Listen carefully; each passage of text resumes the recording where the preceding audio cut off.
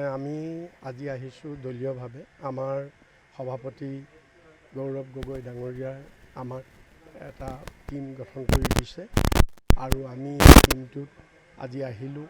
আমাৰ টিমটোত বাকী সকল মেম্বাৰ আপোনালোকে চিনি পাইছে, মীৰা বৰঠাকুৰ, দিগন্ত বৰ্মন, প্ৰদ্যুৎ ভূঞা, ৰাতুল পাটোৱাৰী আৰু অশোক শৰ্মা, এইসকল লৈ আমি আহিলোঁ। তেওঁৰ পিতৃ মাতৃক আমি সাক্ষাৎ কৰিলোঁ আৰু যিটো ঘটনা ঘটিছে অতি মৰ্মান্তিক। আমি ঘটনা শুনাৰ দিনাই আমি তাক তীব্ৰ ভাষাৰে গৰিহণা দিছোঁ আৰু আমাৰ কেইবাগৰাকীও গৈ হস্পিটেলতো গৈ ছোৱালীগৰাকীকো দেখা কৰিছে, এখেতো গৈছিলে। তে আমি আজি আহি তেওঁৰ পিতৃ মাতৃক আমাৰ শোকবাণী আমি অৰ্পণ কৰিলোঁ আৰু তেখেতসকলৰ দুখৰ সমভাগী হৈছোঁ। আৰু লগতে আমি চৰকাৰক দাবী জনাওঁ যে যদিও মূল অভিযুক্তজনক চৰকাৰে পুলিচে কৰায়ত্ব কৰিলে, এনকাউণ্টাৰ তেওঁৰ মৃত্যু হৈছে, কিন্তু ওলাই আছে আৰু কেইবাজনৰ লগত আছে বুলি, 3জন 4জন তেওঁলোকৰ লগত আৰু আছে বুলি। গতিকে এই গোটেই গেংটোকে উৎখাত কৰিব লাগে, গোটেই গেংটোকে ধৰিব লাগে আৰু ধৰি দৃষ্টান্তমূলক শাস্তি দিব লাগে। আৰু আমি আশা কৰিম যে আজি মাধুৰ্য বৰ্মনৰ যিটো ঘটনা হ'ল, যি শোকাবহ যেনেকৈ হত্যা কৰিলে এটা উঠি অহা ফুল কুমলীয়া ল'ৰা, এইটোৱেই যাতে অসমত শেষ ঘটনা হওক আৰু যাতে দ্বিতীয় মাধুৰ্যৰ লগত এনেকুৱা ঘটনা নহওক, আমি সেইটো কামনা কৰিছোঁ। দিনক দিনে বৃদ্ধি পোৱাৰ কাৰণ কি বুলি নাই, ইয়াৰ কাৰণ বৃদ্ধি পোৱা কাৰণটো বহুতেই থাকিব পাৰে, কিন্তু গোটেই বস্তুটো হৈছে কি, আমি তাক সামাজিকভাৱে বস্তুটো আমি টেকল কৰিব লাগিব।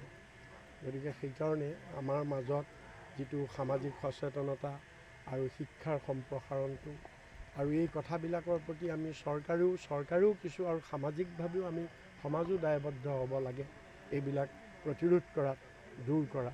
গতিকে এইটো আৰু অন্য কাৰণ বহুত আছে, এইবিলাক এতিয়া বহুত দীঘলীয়া হ'ব। আজিকালি যিবিলাক তথ্য প্ৰযুক্তি ওলালে, মোবাইল ওলালে, এইবিলাকেও কিছু প্ৰভাৱ পেলাইছে। এইবিলাকৰ কিছুমান যেনেকৈ ভাল প্ৰভাৱ আছে, বেয়া প্ৰভাৱো আছে। এইবিলাকৰ প্ৰভাৱতো আমাৰ কিছুমান ল'ৰা বা ছোৱালী বিপথে পৰিচালিত হৈছে। অন্য এটা কথা সুধিছোঁ, কাছাৰ এগৰাকী কংগ্ৰেছ যি জিলা পৰ্যায়ৰ নেতা, যি সভাপতি আছিলে তেওঁ, কিন্তু কংগ্ৰেছত হিন্দু নেতাসকল এতিয়া শংকাত ভুগিছে বুলি এটা ফোন কল এটা ভাইৰেল হৈছিলে, কি ক'ব? নাই, এইবিলাক আৰু কোনোবা মানুহে ক'ৰবাত বিভিন্ন মানুহে বিভিন্ন ধৰণৰ এটা ইণ্ডিভিজুৱেল কথা পাতিব পাৰে। সেই কথাটোৱে কেতিয়াও এটা জনমত ৰিফ্লেক্ট নকৰে। গতিকে কোনোবা এজন মানুহে ক'ৰবাত কিবা এটা, প্ৰত্যেক মানুহৰ যিকোনো এটা কথাত নিজা নিজা দৃষ্টিভংগী থাকে আৰু নিজা দৃষ্টিভংগীত কোনোবাই কিবা এটা তেনেকৈ ক'ব পাৰে, কিন্তু সেইটো নেৰেটিভ নহয়, সেইটো জনমত হ'ব নোৱাৰে, সেইটো পাৰচেপশ্যন হ'ব নোৱাৰে। গতিকে এতিয়া আমাৰ তেনেকুৱা কোনো কথা নাই।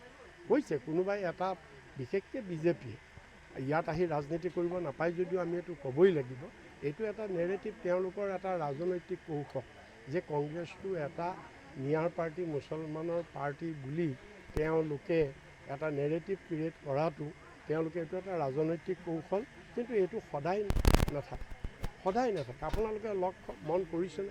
প্ৰত্যেকটো কথাতে তেওঁলোকে নিয়া টানি আনে, প্ৰত্যেকটো কথাতেই নিয়া টানি আনে। এইটোৱে সদায় চলাব নোৱাৰে, এটা নিৰ্দিষ্ট সময়লৈকে চলিব, মানুহে বুজিব, মানুহ অতিষ্ঠ হ'ব। অলৰেডি লাহে লাহে মানুহে বুজিছে। আৰু আমি কংগ্ৰেছ দল, আমাৰ কথা হ'ল কি, আমি এইবিলাক কোনে কি কৈছে সেইবিলাকলৈ ভূক্ষেপ নাই। আমি ইমান 170 বছৰীয়া এটা পুৰণা দল, আমি আমাৰ নিজস্ব আদৰ্শ, নিজস্ব গৌৰৱ, নিজস্ব ঐতিহ্যৰে আমি সদায় আগবাঢ়ি গৈছোঁ আৰু আগবাঢ়ি যাম। যিকোনো খবৰৰ বাবে যোগাযোগ কৰক আমাৰ এই নম্বৰত 9181 307 221।